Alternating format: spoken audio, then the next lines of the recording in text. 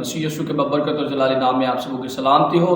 जिस तरह के हम सब जानते हैं कि रोज़ों के अयाम चल रहे हैं, तो ज़रूर है कि हम रोज़ों के मतलब कुछ बात करें और कुछ खुदा के कलाम में से सीखें। मैं आपको बताना चाहता हूँ कि एक मसीही ज़िंदगी के मुताबिक और कलाम के मुताबिक जो रोज़े की तारीफ़ है वो ये है कि एक ऐसा डिसिप्लिन जो मसीही ज़िंदगी में बहुत ज़्यादा मायने रखता हो।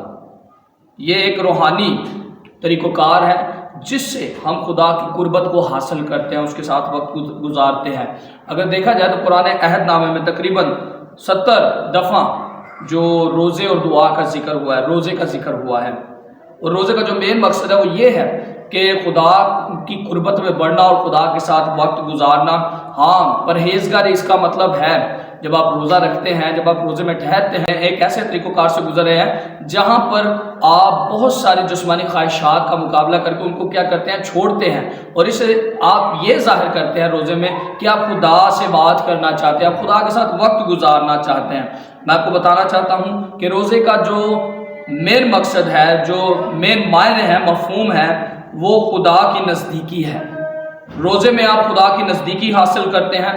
गुनाह से आप बचते नहीं, बल्कि गुनाह से आप क्या करते हैं, परहेजगारी करते हैं। जैसे फॉर एग्जाम्पल हम देखते हैं कि जो झूठ, जो गुनाह बदनी मैं करता हूँ, अगर मैं इसे किनारा करना चाहता हूँ तो मैं खुदा के रोज़े में आ जाऊँ। रोज़ा एक ऐसा तरीक़ोकार है, एक ऐसा डिसिप्लिन है मसीह ज़िंदगी में जिसमें आप खुदा के साथ वक्त गुजारने के लिए अपने आप को वक्फ करते हैं, अपने आप को पेश करते हैं कि खुदा मैं अपने आप को तेरे हुजूर पेश कर देता हूँ। ये महज खाना पीना छोड़ना नहीं, बल्कि खुदा के साथ आप रफ़ाकत में बढ़ने का एक तरीक़ोकार है।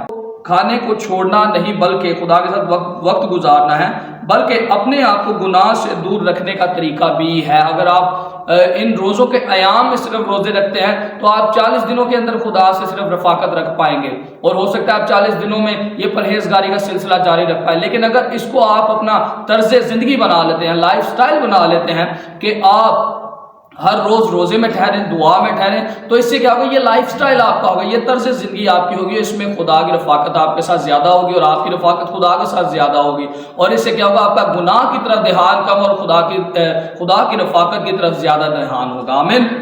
अगर इसके साथ ही हम देखें, पुराने अहदनामे के मुताबिक रोज़ा तब लोग रखते थे अंबिया जब तौबा का अमल हो या फिर नोहा करना हो। ये खासकर तौबा और नोहे की अलामत है। ये एक ज़ाती खुदा के साथ आपका एग्रीमेंट भी होता है, अहद होता है, तरीक होती है कि आप खुदा के साथ वक्त गुजारेंगे। आप आमतौर पर दुआ करके खुदा के साथ वक्त बिता सकते हैं, लेकिन रोज़े में ठहरना मतलब बहुत सारी चीज़ों की कुर्बानी देकर फिर आप खुदा के साथ वक्त को गुजारते हैं। हम बारहा पुराने अहदनामे में देख सकते हैं कि जब दानियल नबी ने रोज़ा रखा, हम देख सकते हैं कि नहमिया ने जब रोज़ा रखा, तो रोज़े के अंदर एक बहुत अलाही कुदरत है, एक सुपर नेचुरल इन्वेंशन है खुदा की। उसमें हम देख सकते हैं खुदा खुद मुदाखलत करता है। जब आप और मैं रोज़े में ठहरते हैं, एक मसीही ज़िंदगी रोज़े में गुजरती है, तो याद रखें खुदा की अल्लाही इंटरवेंशन जो होती है वो आपकी ज़िंदगी में आ जाती है। खुदा आपकी ज़िंदगी में अल्लाही तौर पर मुदाखलत करता है। खरूज की किताब, उसका आप 34वां बाब और उसकी 28वीं आयत में पढ़ेंगे तो आपको पता चलेगा, मूसा खुदा का जो बंदा था, उसने 40 दिन खुदा के हजूर रहा, उसने फाके में ठहरा, वो रोज़े में ठहरा 40 दिन तक, क्योंकि वो खुदा की हजूरी में था। मैं आपको बताना चाहता हूं, fasting is a form of worship.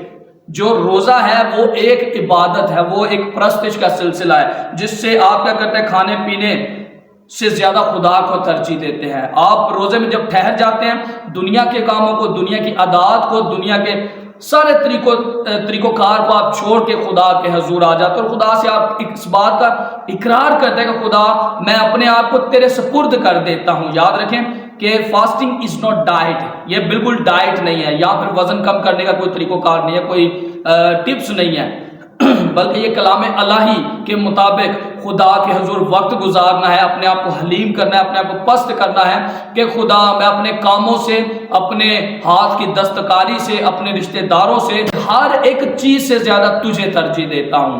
लोग उम्मते अंबिया रसूल जब भी रोज़े में ठहर गए, बैठ गए खुदा के हजूर, अपने आप को खाकसार कर दिया, और याद रखे खुदा ने अपनी अलाही जो एक मदाखलत है वो उनके कामों में, उनके उम्मतों कौमों में, उनके हाथ में वो क्या कर दी, डाल दी। जब खुदा मुदाखलत आपके और मेरे काम में करता है तो वो काम होना शुरू हो जाता है। मैं आपको आज बताना चाहता हूं कि रोजा महज खाना पीना छोड़ना नहीं है। रोजा एक ऐसा अल्लाही डिसिप्लिन है जिससे आप रूहानी तौर पर मैच्योर होते हैं, रूहानी तौर पर बढ़ते हैं, रूहानी तौर पर आप खुदा से ताल्लुक रखते हैं और आप आम इंसान से ज्यादा यूनिक होते जाते हैं, बढ़ते जाते हैं। और ये बढ़ने का एक तरीक़ाकार भी है रूहानी तौर पर। अगर वो लोग जो कामयाब होते हैं रूहानी तौर पर, जिस्मानी तौर पर, माली तौर पर, याद रखें उनकी जिंदगी में एक ये मेन डिसिप्लिन जरूर उनकी जिंदगी में होगा कि वो खुदा के हुजूर रोजे में ठहरते हैं। और जब जब इंसान रोजे में खुदा के हुजूर ठहरता है, जब जब इंसान अपने आप को पस्त कर देता है, खाकसार कर लेता है, इस बात का इकरार कर लेता है कि खुदा मैं सबसे ज्यादा पहली तरजीह तुझे देता हूं, तो याद रखे खुदा अल्लाह ही जो मदाखलत है वो आपकी और मेरी जिंदगियों में करता है। आपके और मेरे खानदान में खुदा अल्लाह ही जो है मदाखलत करना शुरू कर देता है और चीजें बदलना शुरू हो जाती हैं, हालात बदलना शुरू हो जाते हैं, वाकयात बदलना शुरू हो जाते हैं। इवन जो चीजें, जो काम नहीं हो पा रहे होते, जब आप और मैं रोजा रखते हैं खुदा के हुजूर, इस बात का अलानिया इकरार कर रहे होते हैं खुदावन मैं नहीं कर सकता बल्कि तू कर सकता है, क्योंकि आप रोजे के वसीला से, रोजे के जरिए से अपने आप को आपने पस्त कर दिया। याद रखें रोजा आपको गुनाहों से छुटकारा नहीं देता।